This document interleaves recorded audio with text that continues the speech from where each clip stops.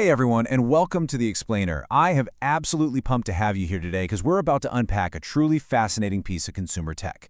We spend so much time obsessing over the bleeding edge, the $1,000 screens, the crazy premium subscription models, that we kind of just completely miss the massive cultural phenomenons hiding right in plain sight. So today, we're diving deep into the surprisingly dominant, just shockingly popular Sony MDR-ZX110 wired headphones. We're going to tear down the hype, look at the cold, hard reality, and figure out exactly why this specific little piece of tech has captured the attention of so many people. All right, let's get into it. So here's the question that hooked me right from the jump. Can a $14.88 pair of headphones actually sound good? Seriously, think about our current high-end audio market for a second. We live in a world where dropping $200 to $300 on a pair of wireless noise-canceling earbuds is just normal. It's totally expected. We are constantly told that to get a worthwhile experience, you have to pay up. So how on earth does a cheap plastic wired piece of tech survive, let alone thrive, in that kind of environment? Well, that brings us to the $15 question. And what makes this whole thing so intriguing isn't just that unbelievable price point, which, let's be real, is literally less than what you'd pay for a quick lunch these days. No, it's the prestige of the brand name attached to it. Sony is a legacy powerhouse. They make the PlayStation, those incredible high-end mirrorless cameras, and honestly, some of the absolute best, most expensive audiophile gear on the planet. So seeing that iconic Sony logo stamped on the side of a $15 pair of plastic headphones, it creates this massive expectation gap. Now, what's really interesting about this is just the sheer scale of the social proof. 96,052. That is the number of global ratings this single product has racked up on Amazon. We're not talking about some obscure, forgotten bargain bin item here. Tens of thousands of people are consistently choosing these over much more expensive counterparts. I mean, when a product hits nearly 100,000 reviews, it honestly stops being just a pair of headphones. It's basically a statistically significant case study in consumer behavior.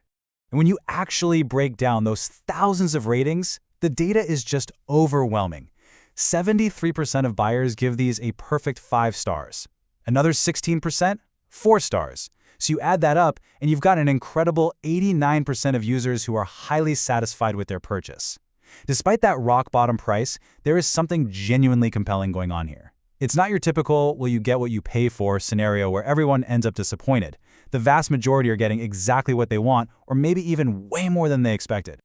Okay, so we know people love them, but what are they actually buying? Let's take a quick look at the manufacturer's promises, because I've got to tell you, Sony's marketing team, they did not hold back for your $15. Just on paper, the specs sound seriously impressive. Sony is promising 1.38-inch neodymium dynamic drivers, specifically dome type, which are designed to deliver this really punchy rhythmic response. They're boasting a wide frequency range from 12 Hz all the way up to 22 kHz, meant to give you deep bass and soaring highs. Throw in a swiveling ear cup design for travel and a nearly 4-foot tangle-free cord with an L-shaped plug. I mean, suddenly these don't sound like budget headphones at all. They sound like a premium piece of kit. But here's where we get a very healthy dose of reality. It's a brilliant contrast between the glossy marketing speak and the actual, everyday user experience. Sony claims their, quote, enfolding closed-back design seals in sound. Sounds incredibly isolating, right? Well, the blunt reality check from over 600 users is crystal clear. These are definitely not noise canceling. If you're in a quiet room, people are probably going to hear your music, and you are absolutely going to hear the room. It's just a gentle reminder that fancy jargon can really only stretch a $15 budget so far.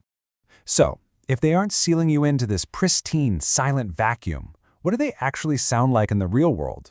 Let's decode what nearly 100,000 reviewers are saying about the day-to-day audio reality. Because obviously, sound quality is the #1 thing people care about here.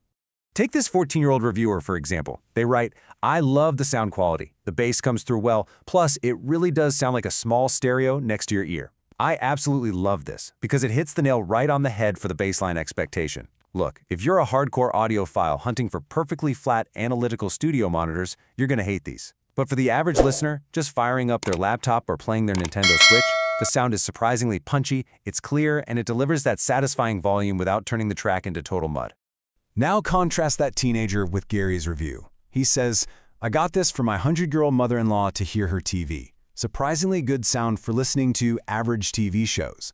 This is wild. We literally just jumped from a 14-year-old blasting music to a 100-year-old woman using them to catch the evening news. But it perfectly highlights the incredible versatility of these things. They bridge these vastly different demographics because the mid-range is balanced just enough to make TV dialogue crisp and clear while still packing enough low-end for a teenager's favorite playlist. Of course, sound is really only half the battle, right? Where budget tech usually falls completely flat is comfort and durability. You can make cheap drivers sound decent, but making cheap plastic last? That is a whole different engineering challenge. So, how do these hold up? Well, the feedback on durability is, to put it mildly, polarizing. We have users reporting what sound like absolute miracles. One reviewer literally claimed these survived a 5th-story drop right off a balcony. No way, right? Other parents say they easily last an entire school year getting crushed at the bottom of a backpack. But then reality rears its head. You've got plenty of warnings about the flimsy plastic headband breaking, sometimes within just a few weeks. It really all boils down to how you handle them. They're super lightweight, which is awesome for comfort, but that lack of density means you absolutely cannot sit on them and expect them to survive. So the crucial point is found in a really unexpected place. Take a look at Brandy V. Hook's review about her daughter using these at school. She wants to still use these next year since they're so comfortable, especially while she's wearing her glasses.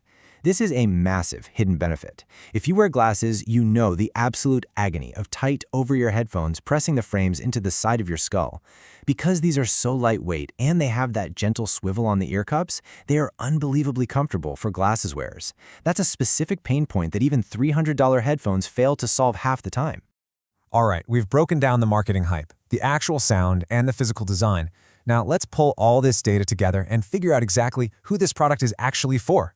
Here's our final verdict on the ideal buyer. First up, budget-conscious shoppers who want the peace of mind of a recognizable brand without the financial risk. Second, parents who just need a durable enough pair for school that won't induce panic if they get lost or snapped in a locker. Third, everyday users who want a super reliable, battery-free wired backup just living in their bag for emergencies. And finally, as we just saw, glasses wear is seeking a comfortable, lightweight fit for long sessions. If you fall into literally any of these categories, the data heavily suggests you're going to be a happy camper. Which brings us to our final thought. In a world that is utterly obsessed with fragile, battery-dependent, crazy expensive wireless earbuds that you basically have to replace every 2 years, is a reliable, analog, $15 wired backup actually the smartest tech investment you can make? Sometimes the absolute best solution doesn't need a microchip and it doesn't need a charging case. It just needs to plug in and work. Thank you so much for hanging out with me for this explainer. I really hope this data deep dive helps make your next tech choice just a little bit smarter. Keep questioning, keep learning, and I'll catch you next time.